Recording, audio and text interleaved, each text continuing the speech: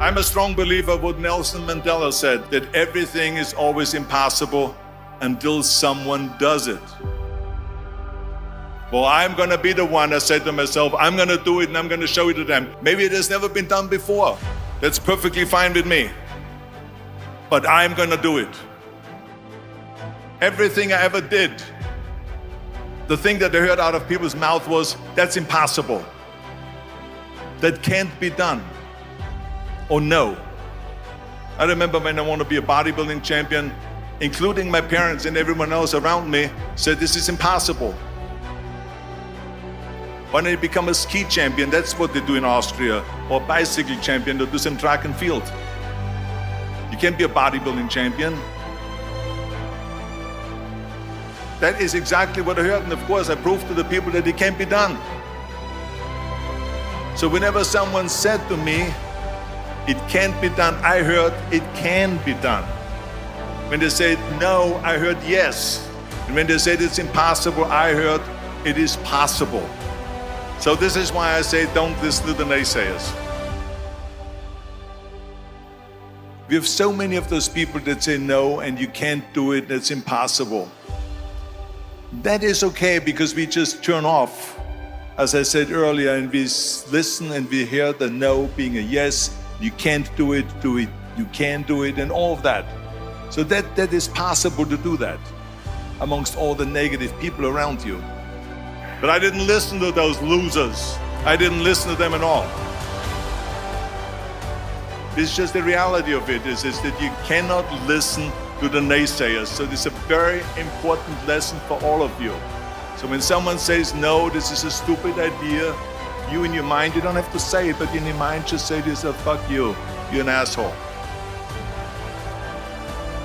If I would have listened to the naysayers, from bodybuilding to show business to the politics, I would not be standing here today talking to you. Because I am a strong believer.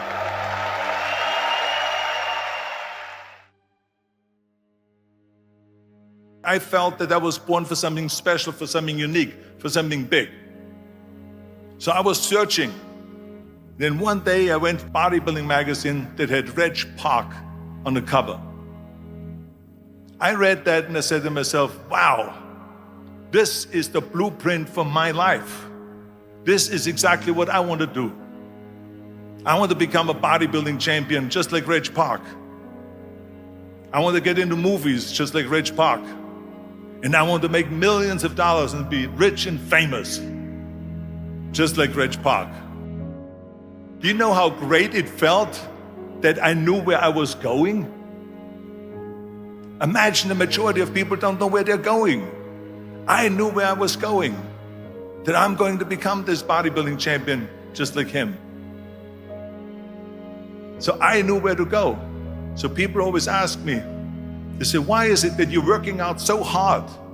5 hours a day, 6 hours a day, and you have always a smile on your face.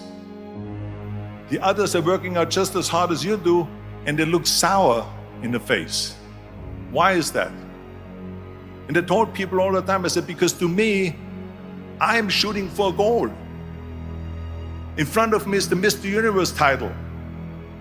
So every rep that I do gets me closer to accomplishing that goal, to make this goal, this vision turn into reality. Every single set that I do, every repetition, every weight that I lift will get me a step closer to turn this goal into reality. So I couldn't wait to do another 500-pound squat. I couldn't wait to do another 500-pound bench press. I couldn't wait to do another 2,000 reps of sit-ups. I couldn't wait for the next exercise. I felt so great knowing where I was going, and I tell you, it worked. I mean, think about it. And I was just not visualizing just my exercise, but I was really lifting the trophy over my head. That's what I was thinking about. At the age of 20, I went to London as the youngest Mr. Universe ever. And now I said to the agent, the Hollywood agent, I want to get into movies. He said, that's funny, Arnold. So they all say it's impossible. Your accent, with the German accent, He says, no one in Hollywood ever has become a leading man that had an accent. Doesn't happen. And they all said exactly the same thing. Now that's very encouraging, isn't it? But you know something? I didn't give a shit. I believed that I can be a leading man. It's all about the hard work that you put in. I said to myself, in bodybuilding, I worked out 5-6 hours a day. I'm going to do the same thing now for acting. And of course, I went to college to study English, studied voice, accent removal, acting classes, and all of this stuff. All day long, I worked and I worked and I worked. I said, I made a full commitment that I'm going to go and be a bodybuilding champion. I made a full commitment that I'm going to be in America and I'm going to be a leading man. No matter what it takes, I will do the work. I will do the work over and over and over until I get it.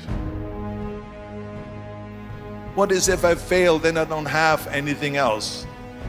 Well, let me tell you something. Don't be afraid of failing because there's nothing wrong with failing. You have to fail in order to climb that ladder. There's no one that doesn't fail. Michael Jordan said in one of his interviews, when they said, "You are unbelievable, you're the greatest basketball player of all times." I mean, tell me about that. And he says, well, you're just mentioning the successes. But he says, for me to become the greatest basketball player, I missed 9,000 shots. Does it make him a failure? No. He's one of the greatest basketball players of all times, but he failed 9,000 times. Do you get it? We all fail. It's okay. What is not okay is that when you fail, you stay down. Whoever stays down is a loser. And winners will fail and get up, fail and get up, fail and get up. You always get up. That is a winner. That is a winner. And this is why I say, don't be worried about losing, because when you're afraid of losing, then you get frozen. You get stiff, you're not relaxed. So relax. It's okay to fail. Let's just go all out and give it everything that you got. That's what it is all about. So don't be afraid to fail.